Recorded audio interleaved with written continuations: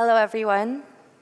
I am a climate justice activist from the Philippines, one of the most climate vulnerable countries in the world. The latest reports say that in the past 20 years, we have had the highest number of extreme weather events globally. This means that my generation grew up seeing communities consumed by floods. This means that I grew up being afraid of drowning in my own bedroom. The latest IPCC or UN climate report was released last week. And I want to ask here, who has actually read the summary of the report made for policymakers? I'm shocked that there aren't more hands considering that this is an energy transition dialogue. The COP28 president already mentioned earlier, we must act now or it will be too late. That is the headline message of the IPCC report.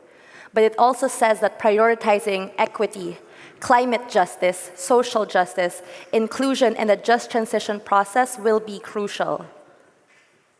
It also clearly stated that we will not be able to limit warming to 1.5 degrees Celsius with the existing and planned fossil fuel infrastructure in place. Yet what is happening? Fossil fuel infrastructures are still being expanded.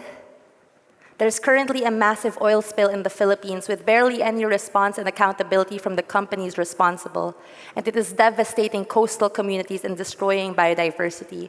We saw earlier this year, the community in Lutzerat going against the coal mines were dispersed and the expansion is still happening. Germany continues to build new natural gas terminals that are just more false solutions, locking the entire world in a carbon trap. When is your coal exit? Are you actually following your coal exit? When is your gas exit? Because natural gas is a fossil fuel. More financial investments are still going into coal, oil, and gas than into climate finance for mitigation, adaptation, and loss and damage.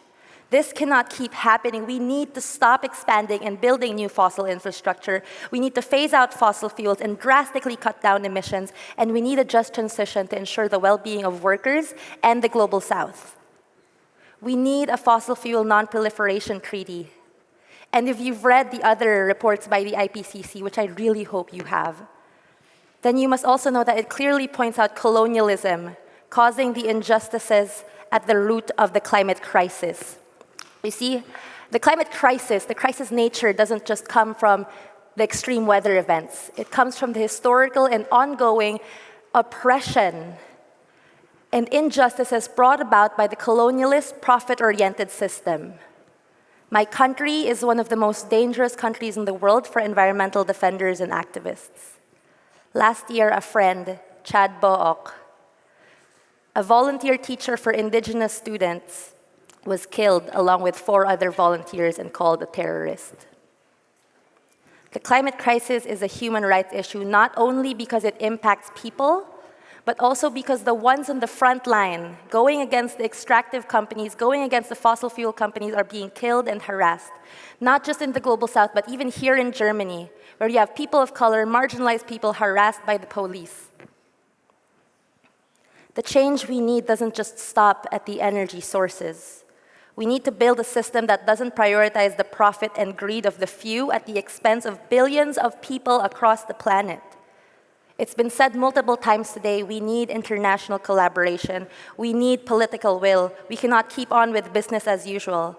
But this also means immediate money into the loss and damage fund and the adaptation and mitigation fund, not as loans, but as grants. Rich countries have to cancel the debt of countries impacted by the climate crisis as a form of reparations. It doesn't make sense. It's as if there's a car accident and you guys crashed into us and now we owe you money to fix our car.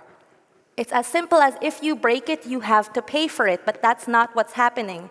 And maybe some of you here are thinking what I'm saying is too much, that it's such a big thing to ask for and that I don't understand what I'm saying and I'm simplifying it way too much.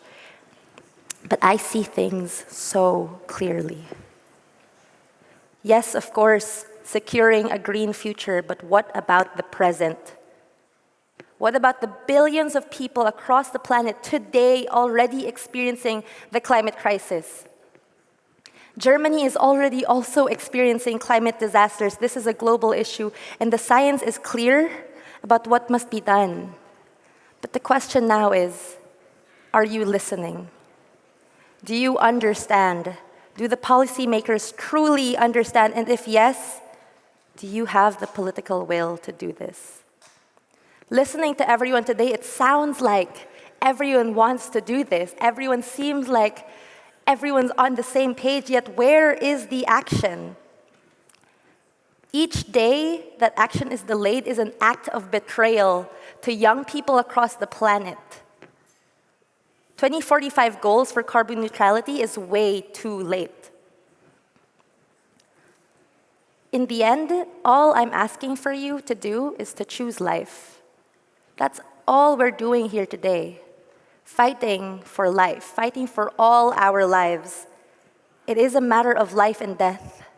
It's as simple as that. Phase out fossil fuels, act now, life. Keep doing what we're doing today, death. And we shouldn't have to compromise on people's lives. And I don't understand why people aren't understanding that. Why what we're saying, the words that were coming out of our mouths, it sounds like we're all on the same page, yet we're not seeing the action.